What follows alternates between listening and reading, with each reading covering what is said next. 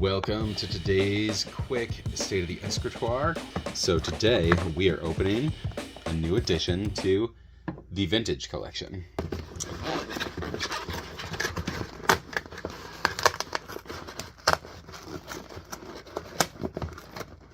My first Conklin, second pen from the 1930s, my other being the Mabie Todd. Ooh. It's nice. Look at that. I heard the clip is spring action. Yeah, look at that. November 17th, 1925. Wow. Oh, that's the patent. Okay. So that's the patent number, not the date of the pen. Yeah, this pen was from Popcod Swallop, and it was from his personal collection, and he dated it in the 1930s. Let's go under the hood. Gorgeous nib. Another example of a beautiful gold vintage nib. Toledo. This one was made in the USA. Look at that nib. Beautiful ebonite feed. Conklin. It's got the brand there. And kind of a half crescent moon type thing going on. Made in the USA. Ah, love it. I like the flare on this one. It's comfortable to hold, and it indexes well. There we go. Cool. Beautiful pen. Can't wait to ink this one up and try. Alright, thank you for watching this quick unboxing. I actually have another unboxing that I did months back, and I never got around to putting up, and that is the other 1930s pen I have, the Mabie Todd. So I think I'm going to try and splice this together. Go ahead and slice through.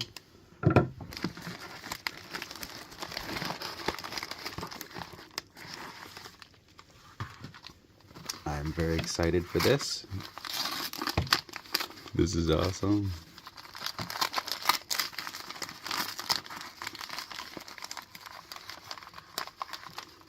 Oh, you know what? I'll just poke it out now. Nifty little pen cases. This is the second one of those I've seen. All right. Oh, that is stellar. Very cool. Here, let me zoom in on the maker's mark there.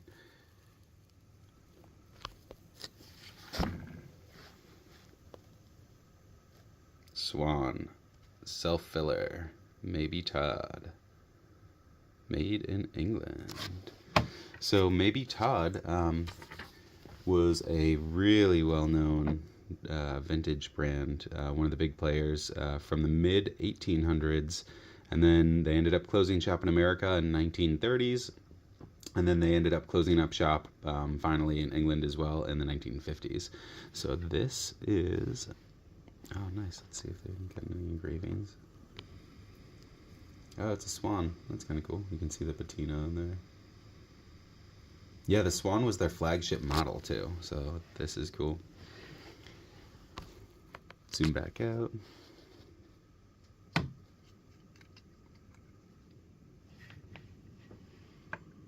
This is pretty much the standard feed I've seen on all my vintages here.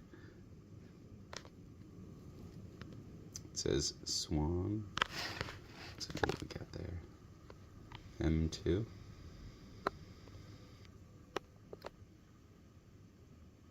A little bit of staining on the nib.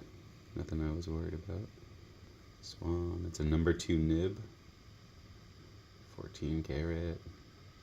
There's that gorgeous nib. This is a Find a Superflex too, which I'm really excited about. Check out the cap too. We've got cool little swan.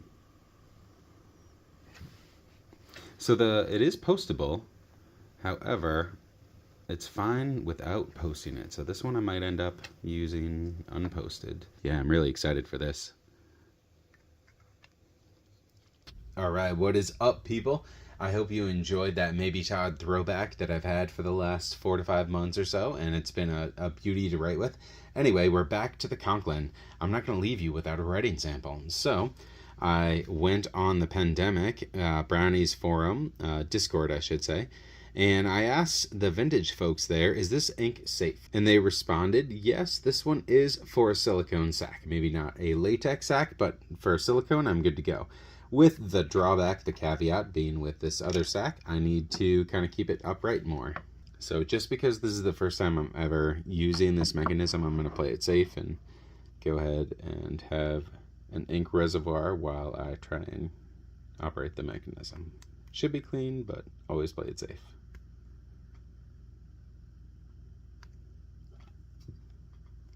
And that's really in there. There we go.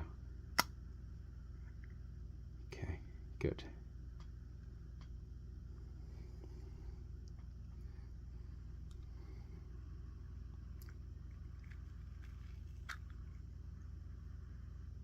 I activated the mechanism. We're going to give it a couple seconds, and then we're going to clean off the body and the feed.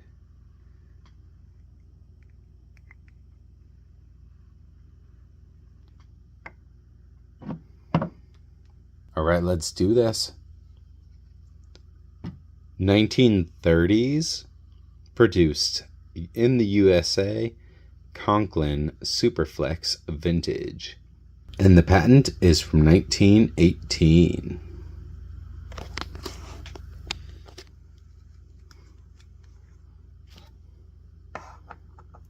Does it post my first ever attempt? It does. Nice little postable pen. Little askew. And I noted earlier, I think the threads might be a hair off because the pen cap isn't perfectly aligned, but I mean, it's, within less than 7 degrees, I would say, with my professional eyes that I had installed. Anyway, let's give this a go. Lovely.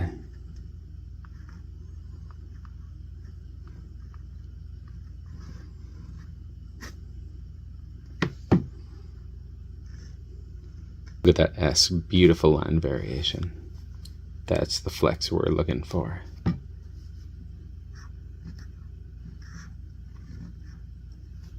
See how I flex only on the downward pulls? That's the goal of a flex nib. So when you're going up, you don't want pressure because these tines they're softer, they're flexible. So you really only want to flex those tines on the downward pull to keep them aligned. Otherwise you risk damaging your nib itself. But when you have the practice, that's beautiful. Look at that. Look at that line variation. And this is the sub-endura. Ready? So nothing and downward. So yes. Lighten up. Pull down. Down. Nothing, pull. That's how you use a flex. And no pressure, downward, and yes. No flex, downward, yes. The sub-endura. No pressure, pressure. No pressure equals fine, but when you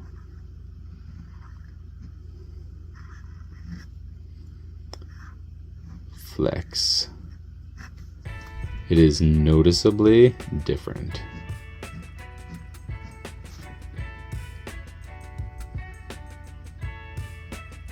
Thank you for joining on the first journeys with this beautiful 1930s Conklin sub-endura. With that,